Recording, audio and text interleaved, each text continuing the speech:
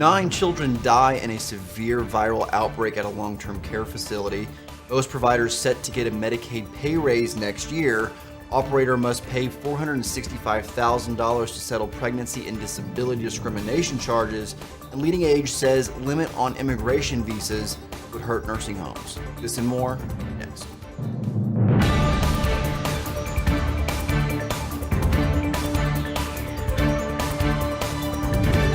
You're watching LTC News with Dane Henning. Welcome to CNA TV Long-Term Care News. I'm Dane Henning. Today is Wednesday, October 31st, 2018. Happy Halloween. 9 children have died in what officials are calling a severe viral outbreak at one New Jersey long-term care facility. The rash of adenovirus cases were reported last week at Winoke Center for Nursing and Rehabilitation in Haskell. State officials have subsequently ordered the facility shut down to new patients. According to CNN, at least 25 pediatric adenovirus infections have been confirmed starting between September 26th and October 22nd. The illness mimics flu and cold-like symptoms and can pose serious complications.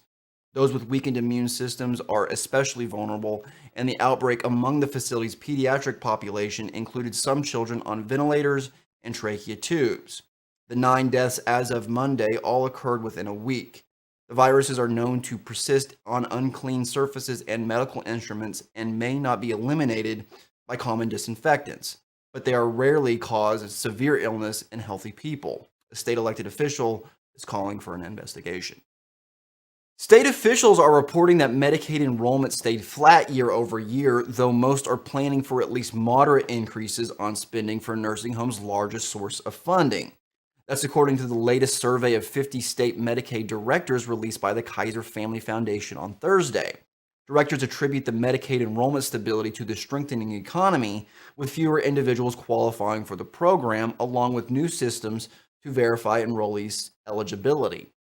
Average combined federal and state spending on Medicaid ticked up by 4.2% in fiscal year 2018, about on par with previous year's growth. States on average expect a 5.3% uptick in Medicaid spending for fiscal year 2019. Kaiser noted that upcoming federal and state elections will have a huge impact on the future of Medicaid. On the federal side, the outcome will determine whether Congress takes up legislation to change the ACA or reform Medicaid financing.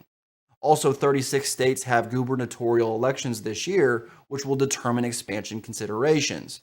Another 3 states, Idaho, Nebraska, and Utah, will ask its voters to weigh in on Medicaid expansion. We'll be back right after this break.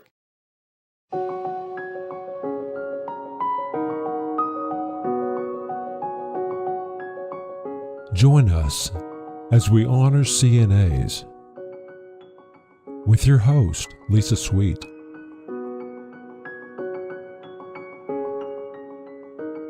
CNA Heroes, Friday at 7 p.m. Central, only on CNA TV.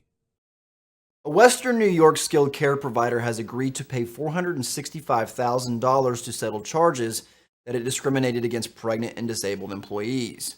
The Equal Employment Opportunity Commission announced the settlement earlier last week with Absolute Care, which is based in East Aurora, New York, and owns about a dozen upstate nursing home and assisted living facilities.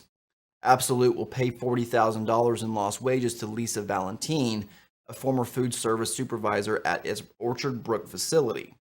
Valentine had sought to take a brief medical leave after suffering serious complications from her pregnancy, but was denied by her employer.